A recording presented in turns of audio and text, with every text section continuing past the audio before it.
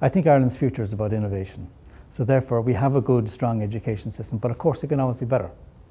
And that's the mindset we have to bring to everything we're doing in relation to differentiating our products, selling them internationally, producing highly innovative products and services. We can always do better. It's the next product, the innovation. That's what makes innovation and Ireland as an innovation hub exciting. Or the top three things for locating in Ireland would be availability of labour, high quality labour, the strength of the education system, and of course some of the financial advantages that are available here, the availability of seed funding, angel funding, VC, development capital, and of course a 12.5% corporate tax rate. The first place you would look at are what are the sectors that are growing. So look at software, clean tech, green tech, life sciences, medical devices. Look at all of these sectors. These are the sectors that are growing internationally, and therefore there are opportunities. Look at the major corporations that are focused on those areas, and they are now into open innovation, and they want to work with indigenous companies in Ireland and elsewhere in relation to driving their own innovation agenda. And that opportunity is available to them here in Ireland. In 2011, Ireland had a very strong export performance and a balance of trade surplus. And that was achieved through focusing on the areas where we are strong, such as Europe, North America, etc., but also breaking into and being increasingly successful in the BRIC locations and in the Middle East. So therefore we have major trade missions this year taking place to all of the BRIC locations, to Brazil, to Russia, to India, China, etc. That's very important that the government is out there supporting our Irish companies and positioning them in relation to markets that are really going strongly. We're not just happy to focus on the development of Irish entrepreneurs, we're now out around the world attracting into Ireland overseas entrepreneurs who are serial entrepreneurs and who have investment-ready projects that we can look at and get behind and help fund and establish here in Ireland and create jobs here in Ireland. As part of that, we have established with the Department of Foreign Affairs and Trade an overseas ambassador programme.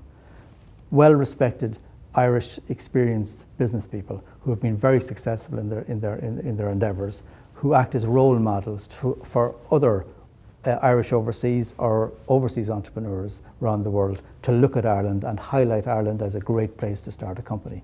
People like Dylan Collins and Liam Casey who have been hugely successful in their endeavours. These are the sort of people we're looking with now. So the indirect network, we must have the indirect, and that's part of the success of the diaspora. The diaspora can reach into places where the government couldn't possibly reach into, and we're working hand in hand with the diaspora to achieve these objectives.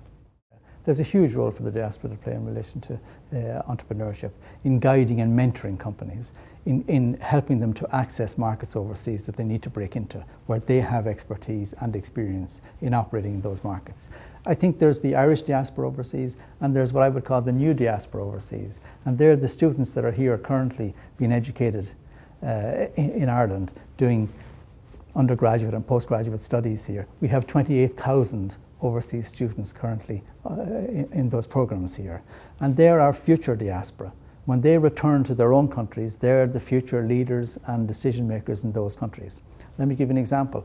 The current CEO of Telefonica in Madrid learnt his English in Dublin. And once you have those sort of links, so we have the Irish diaspora and we have our new diaspora, and we intend to increase by 50% the number of those undergraduate and postgraduate overseas students studying in Ireland over the next 5 years. What's new in Ireland at the moment is that we have a joined up all of government approach, integrated approach to entrepreneurship. And that is at the moment is seeing 34 government departments and state agencies working together on this area of entrepreneurship and driving startups. So you'll see Enterprise Ireland working very closely with ID Ireland on overseas entrepreneurs, with Bord Bia and Teagasc on entrepreneurs in the food sector in Ireland, for example, all working together with one mission, and that is that Ireland is going to be the comeback economy of Europe. Well, I do see Ireland in 10 years' time as a hotspot for new product and services development. I see us being internationally very well connected, okay, in terms of international customers, but also alliances, partnerships, acquisitions, and also we will have a Tier 1 international contact network. Our mission in Enterprise Ireland is to make sure that we are everywhere Irish companies need to sell, and that means we have to have a top 1 tier political and business contact network throughout the world.